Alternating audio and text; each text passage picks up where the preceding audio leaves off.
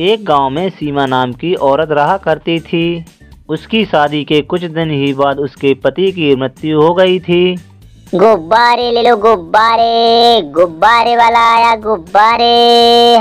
सीमा अपने गांव में ही गुब्बारे बेचकर अपना पेट पालती थी। एक दिन अचानक उस औरत की मृत्यु हो गई और उसने चुड़ैल का रूप ले लिया। गुब्बारे ले लो गुब्बारे, गुब्बारे वाला आया गुब्बारे।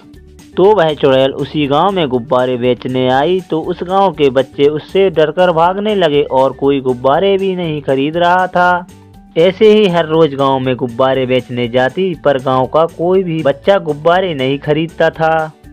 अगर इसी तरह किसी ने मेरे गुब्बारे नहीं खरीदे तो एक दिन मैं भूख के कारण मर जाऊंगी। और वह चुड़ैल जंगल में चली जाती है। अरे वाह, यहाँ तो फल लगे हुए हैं, मैं इन्हें खाकर कई दिनों तक जिंदा रह पाऊंगी। कई दिनों तक जंगल में रहने के बाद एक दिन जंगल के सारे फल खत्म हो जाते हैं तो चुड़ैल को खाने के लिए कुछ नहीं मिलता।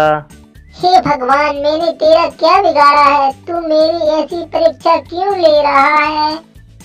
तभी वहाँ पर भगवान प्रकट हो जाते हैं और चुड़ैल से कहते हैं, हे चुड़ैल, मैं तुम्हें वरदान देता हूँ, तुम अपना रूप बदल सकती हो। तथास्तु।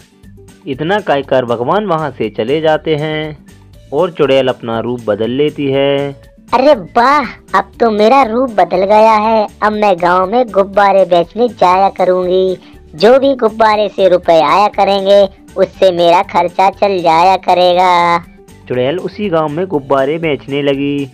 गुब्बारे ले लो गुब्बारे, गुब्बारे वाला आया गुब्बारे। रंग बिरंगे गुब्बारे। कुछ देर बाद उसके सारे गुब्बारे बिक जाते हैं और वह अपने घर चली जाती है और खाना खाकर सो जाती है। इसी प्रकार उसका गुजारा चलने लगा था।